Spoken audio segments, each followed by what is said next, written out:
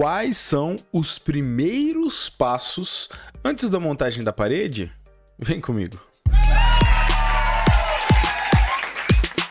E aí, meu querido, minha querida, sejam muito bem-vindos a mais um Pergunte ao Gesseiro, lugar onde eu tiro todas as suas dúvidas relacionadas ao drywall. E eu quero te pedir um favor, já que você chegou até aqui. Se inscreve aqui no canal, ativa o sininho para você sempre ficar por dentro de toda novidade relacionada a esse universo da construção a seco, principalmente ao drywall. Então a pergunta de hoje é essa: quais são os primeiros passos antes da montagem da parede? Vamos ver o que é a nossa norma NBR 15758-1, que é a que fala sobre paredes, diz a respeito do processo de montagem. Letra A: alocação em cada ambiente dos eixos das paredes.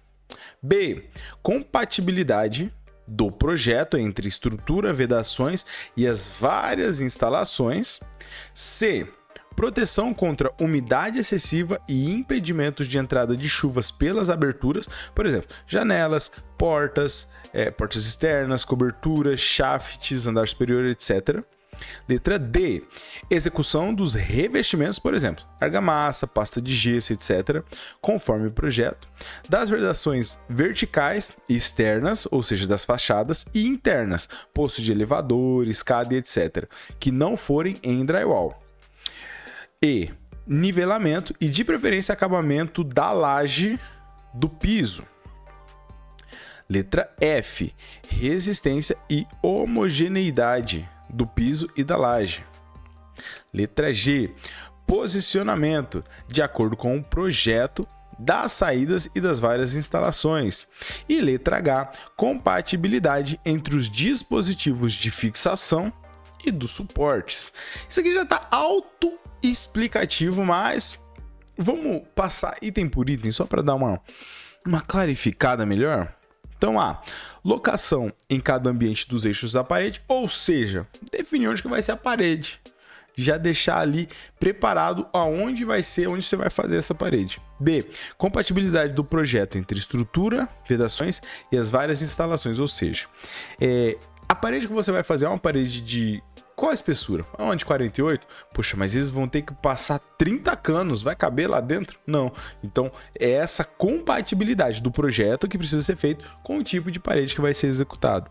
Letra C: proteção contra umidade excessiva e impedimento da entrada de chuva pelas aberturas. Por exemplo, janelas, portas externas, coberturas, shafts, andar superior.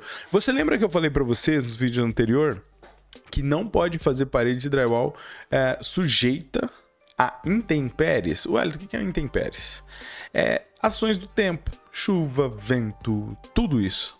Não pode ter contato. Por isso que ele fala aqui, a vedação das janelas, portas e dessas coisas.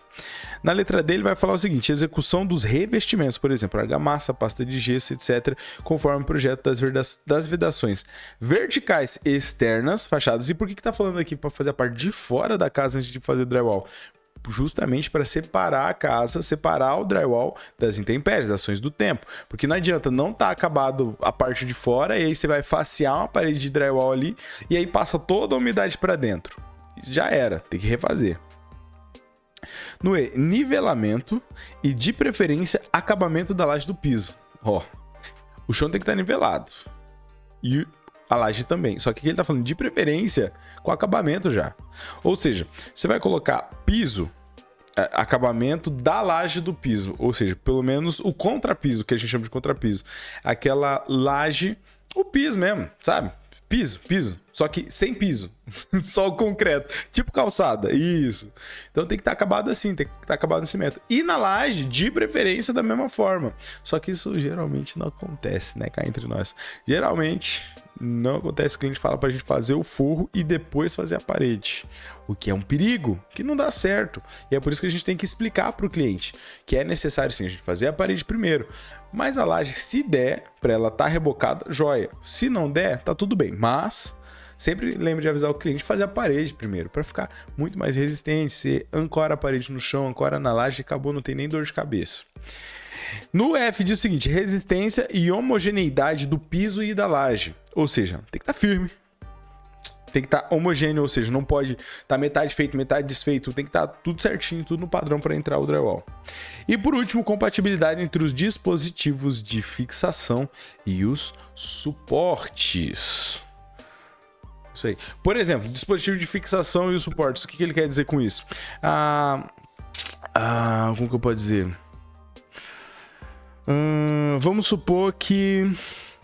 Tá, vou usar um exemplo que ele até falou para não fazer. É tijolinho. Tijolo 8 furos. Aquele tijolo convencional. Então, não adianta eu pegar e furar aquele tijolo no tijolo e pôr uma bucha. Porque ela vai espanar, não vai fixar. Então tem que ser compatível. Você entendeu mais ou menos? Tem que ser algo que vai fixar de maneira efetiva. Isso que ele está querendo dizer aqui quando ele fala sobre fixação, a compatibilidade entre os dispositivos de fixação e os suportes. Bom, espero que a sua dúvida tenha sido respondida. Se não foi, deixa aqui embaixo a sua pergunta que eu vou ter todo o prazer de te responder baseado na nossa NBR 15758. Fechou? Um grande abraço para você e até a próxima!